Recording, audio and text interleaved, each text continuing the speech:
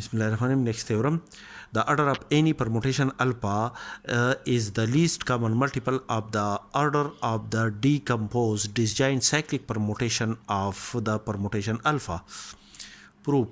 Let alpha be a permutation on a set X where the set X contain n elements. Then by a theorem, this theorem was discussed in lecture number 92, which state that a permutation beta of degree n can be written as a product of disjoint cyclic permutations. Suppose alpha 1, alpha 2, alpha 3, alpha k be the disjoint cyclic permutation of permutation alpha have length m1, m2, m3 and mk respectively. If m is the least common multiple of the element m1, m2, m3 up to mk, then by definition there exists integer k1, k2 up to so on qk such that the element m, which is the least common multiple of m1, is equal to m1 k1, and the element the m is equal to the m2 multiplied by q2, and the element m is also equal to m3 q3 and so on. The element m is also equal to mk qk for I, that is m is equal to mi qi for I is equal to 1 2 3 up to k. Then the permutation, then alpha 1, alpha 2 up to alpha k are the disjoint cyclic permutation of alpha. Then the permutation, then the product of these disjoint cyclic permutation is equal to the permutation alpha according to the definition of the disjoint cyclic permutation. Taking the power m on both sides of this equality, after the simplification we have alpha raised to the power m is equal to m1 raised to the power m, m2 raised to the power m multiplied by m3 raised to the power m up to so on mk raised to the power m. Now the for m1, for the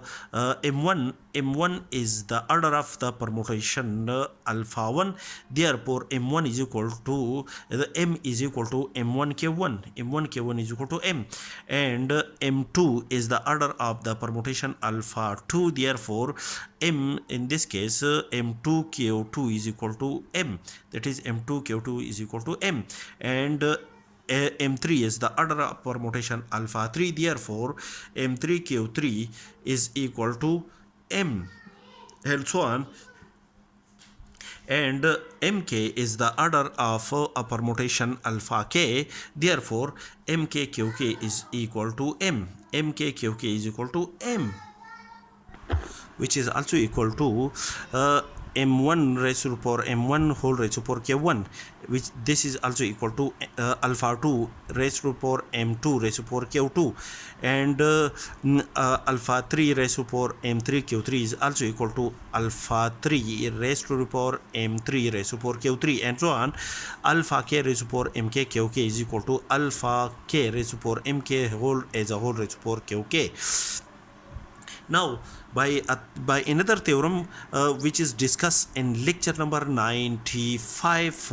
which state that the order of a cyclic permutation of length m is m, is m1 is alpha 1 is a cyclic permutation of length m1, therefore the order of the permutation alpha 1 is also m1, that is when we operate the permutation, the cyclic permutation alpha 1 m1 time gives an identity element, and the order of a cyclic permutation alpha 2 is m2, therefore the order of the cyclic permutation alpha 2 is also equal to m2, that is when we operate the cyclic permutation alpha 2 m2 time gives an identity permutation and so on, and the order of a cyclic permutation alpha k is mk, therefore according to this theorem the order of the order of the cyclic permutation alpha k is mk, that is when we operate the cyclic permutation alpha k mk time gives an identity permutation. Therefore, the above equality hold, that is alpha raised to the power m is equal to, it's give the identity permutation raised to the power q1, and it's also equal to the identity permutation I raised to the power q2, and this is also equal to the identity permutation I raised to the power q3, and so on, and this is also equal to the identity permutation on the set x raised to the power qk, where q1 q2 q3 are up to so on qk are the positive integer, and when we operate the identity permutation q1 time gives the identity permutation, when we operate the identity permutation I q2 time gives identity permutation, and so on, and when we operate the identity permutation q I qk time, where q1 q2 q3 up to qk are the integers, these are the qi's are the positive integers. Therefore, for I is equal to 1 to up to so on up to k, and the composition of the identity permutation gives an identity permutation. Therefore, alpha raised to power m is equal to the identity permutation on a set x. Therefore, this permutation is an element of the set Sn, where the set Sn is the set consists of all the permutation defined on a set x. Thus, as m is the as m is the least positive integer, such that the permutation alpha is operate m time with itself gives an identity permutation of the permutation on a set x. Therefore, the order of the permutation alpha is m.